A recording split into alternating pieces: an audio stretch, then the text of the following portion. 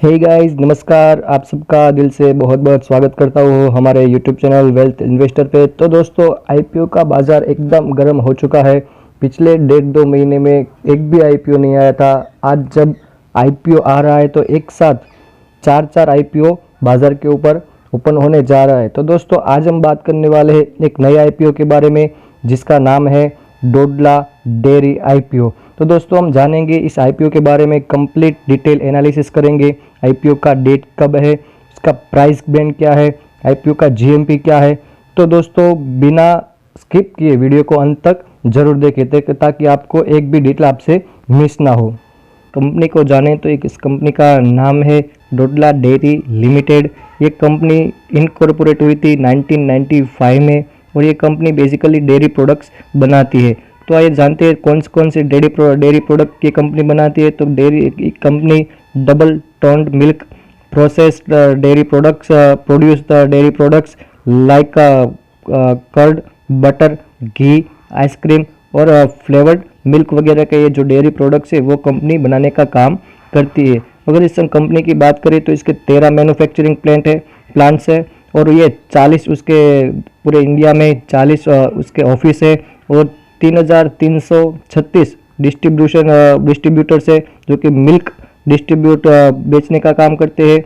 और कंपनी तकरीबन 450 products dairy के बनाती है जो कि अक्रॉस द इंडिया 11 स्टेट में वो अपने प्रोडक्ट्स बेचती है। अगर हम इस कंपनी की स्ट्रेंथ की बात करें तो large product portfolio, leading dairy player in the southern reason of India, यानी कि ये साउथ इंडिया में अपना काम करती है। Strong distribution network, integrated business model with a stringent quality control processed experience board and managerial team, यानी कि उसके पास कंपनी के पास एक अच्छी एक्सपीरियंस और अच्छी टीम है। अगर हम इस कंपनी के प्रमोटर की बात करें तो डोडला सुनील रेड्डी, डोडला शेषा रेड्डी और पूरा जो डोडला फैमिली है वो इस कंपनी के प्रमोटर्स है, यानी कि ज़्यादा स्टेक कंपनी के ज़्यादा शेयर्स इस फैमिली की डोडला फैमिली के पास है। अगर हम इसे फाइनेंशियल पैरामीटर्स की बात करें तो यहाँ पे सारे रुपीज़ इन मिलियंस में है। अगर हम कंपनी के सेल्स की बात करें, रेवेन्यू की बात करें तो कंपनी ने 2018 में तकरीबन 16,000 मिलियन का रेवेन्यू जनरेट किया था। वहीं पर 2019 में कंपनी ने तकरीबन राउंड फिगर हम पकड़ के बात करें तो 17,000 मिलियन का रेवेन्यू जनरेट किया था। वहीं पर कंपनी ने 2020 में तकरीबन 21,500 मिलियन का रेवेन्यू जनरेट किया है। और अगर हम 2020 की दो क्वार्टर मिलाकर अगर हम बात करें, सितंबर क्वार्टर तक अब हम अगर हम बात करें तो कंपनी ने थोड़ा गिरावट देखने को मिला। तो कंपनी ने उस समय में 9,180 मिलियन का रेवेन्यू यानी कि सेल्स जनरेट किया है। अगर हम उसके प्रॉफिट की बात करें तो कंपनी ने 2018 में 568 मिलियन का प्रॉफिट जनरेट किया था। वहीं पर 2019 में कंपनी ने 6,627 मिलियन का प्रॉफिट जनरेट किया। वहीं पर कंपनी ने 2020 में तकरीबन 500 मिलियन का प्रॉफिट जनरेट किया। वहीं पर अभी तक दो क्वार्टर मिलाकर कंपनी ने काफ़ी अच्छा कमबैक दिखाते हुए 750 मिलियन का प्रॉफिट जनरेट किया है। अगर हम जाने कि कंपनी ये आईपीओ क्यों लाना चाहती है तो कंपनी के ऊपर जो डेप्ट है, बोरोविंग्स है, वो कंपनी कम करना चाहती है। आईपीओ के जरिए जो पैसे जनरेट होंगे उस पैसों से ये कंपनी अपने डेप्ट कम करेगी। और कुछ कंपनी के लिए जो यंत्र वगैरह है, मशीनरी है, वो कंपनी खरीदना चाहती है तो उसके लिए ये पैसे जनरेट करे और जनरल कॉरपोरेट पर्पस के लिए कंपनी आईपीओ के थ्रू आ रही है। अगर हम इसके कुछ डेट्स की डिटेल के बारे में जाने तो ये कंपनी का आईपीओ 16 तारीख को ओपन होगा, जो कि 3 दिन का आईपीओ रहेगा, 16, 17 और 18, यानी कि नेक्स्ट ट्रेडिंग वीक बुधवार, गुरुवार और शुक्रवार 3 दिन का यह आईपीओ रहेगा। यह आईपीओ एक book built issue type IPO रहेगा जिसकी फेस वैल्यू 10 रुपये पर इक्विटी शेयर रहेगी। और इसकी अगर हम प्राइस बैंड की बात करें तो 421 रुपये से लेके 428 रुपये तक का इसका प्राइस बैंड रहेगा पर इक्विटी शेयर। यानी कि अगर इस आईपीओ में आप अप्लाई करते हैं तो आप 421 से लेके 428 तक, यानी कि 422, 423, 424, 28 तक आप इसमें बिडिंग कर सकते हैं। अगर आप इसमें आप अप्लाई करते हैं तो मैं कहूँगा आप 428 रुपये अपर प्राइस बैंड पे आप अप्लाई कीजिए।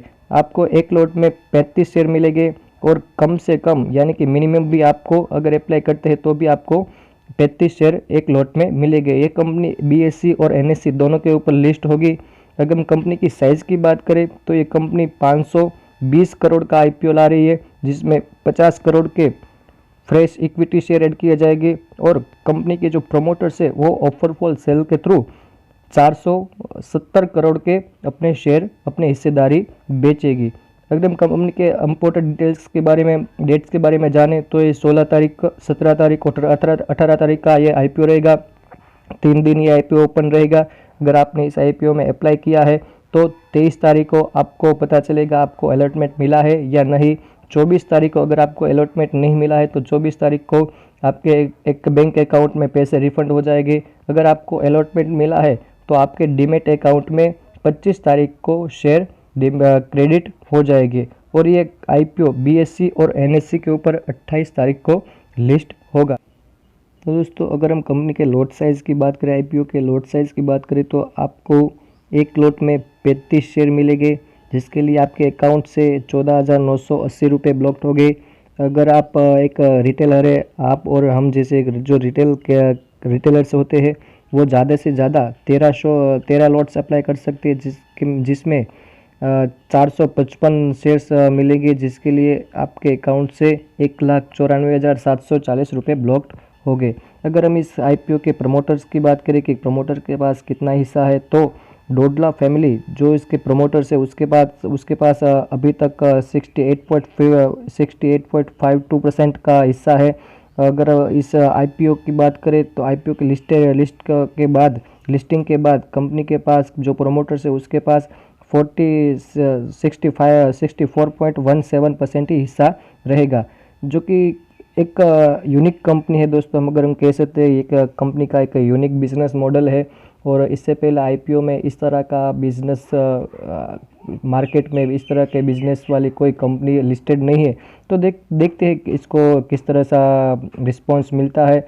वैसे भी बाज़ार बुलिश है तो ये उम्मीद है कि इससे भी अच्छा रिस्पांस मिलेगा। पर दोस्तों एक साथ 3-4 आईपीओ एक साथ आ रहे हैं तो ये देखना काफ़ी दिलचस्प रहेगा कि इस आईपीओ को भी किस तरह से रिस्पांस मिलता है। तो दोस्तों अगर आप इसमें अप्लाई करना चाहते हैं, अगर आप एक अच्छा लिस्टिंग गेन पाना चाहते हैं तो पहले आप इसका जीएमपी चेक कर लीजिए।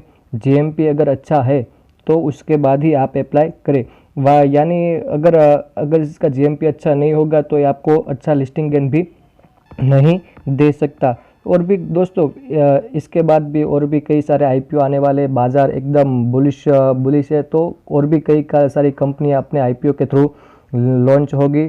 तो दोस्तों जल्दबाजी मत कीजिएगा, पहले इस कंपनी के बारे में पूरा जान लीजिए। अगर आपको लगता है कि ये आपको अच्छा खासा लिस्टिंग गेन दे सकती है तो ही आप इसमें इन्वेस्ट करें, या वरना नहीं।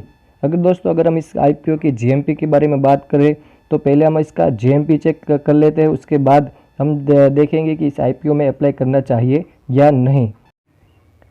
तो दोस्तों इस आईपीओ में रिटेल इन्वेस्टर के लिए एक अच्छी खबर ये है कि इस आईपीओ में 35% शेयर रिटेल इन्वेस्टर के लिए एलोकेट किए गए हैं, जो कि हमने देखा था पिछले आईपीओ सोना कॉमस्टार में सिर्फ 10% शेयर ही रिटेल कैटेगरी के लिए एलोकेट किए गए थे। तो दोस्तों इस सिचुएशन में अगर 10% शेयर अगर रिटेल कैटेगरी के लिए एलोकेट किए जाते हैं तो उसमें रिटेल इन्वेस्टर को आईपीओ के अलॉटमेंट मिलने के चांसेस बहुत कम होते हैं।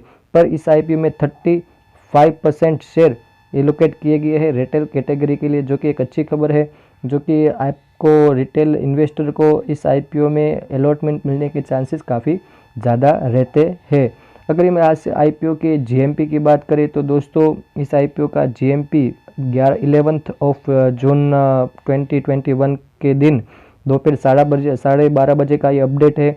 आईपीओ का price GMP grey market premium पर इक्विटी शेयर 40 रुपये है, जो कि अगर हम अपर प्राइस बैंड को पकड़ के देखें तो इस आईपीओ का प्राइस था 428, जिस पर 40 रुपीज़ का ग्रे मार्केट प्रीमियम चल रहा है। अगर ये दोस्तों इसी प्राइस पे अगर लिस्ट होता है तो ये आईपीओ आपको तकरीबन लिस्टिंग के दिन 468 के पास आपको लिस्ट होते हुए देखने को मिल सकता है, जो कि 10 से 11% के आपको रिटर्न दे सकता है। पर दोस्तों ये काफ़ी समय अभी बाकी है इस आईपीओ को लिस्ट होने में, तो जीएमपी भी शायद बढ़ सकता है, तो आपको ये अच्छा खासा लिस्टिंग गेन दे सकता है। तो दोस्तों आपको ये वीडियो कैसा लगा आप कमेंट में ज़रूर कीजिएगा। अगर आपको ये वीडियो अच्छा लगा तो लाइक कीजिए, कमेंट कीजिए और ये चैनल को सब्सक्राइब जरूर कीजिए। तो बहुत बहुत धन्यवाद दोस्तों आपका इस वीडियो देखने के लिए।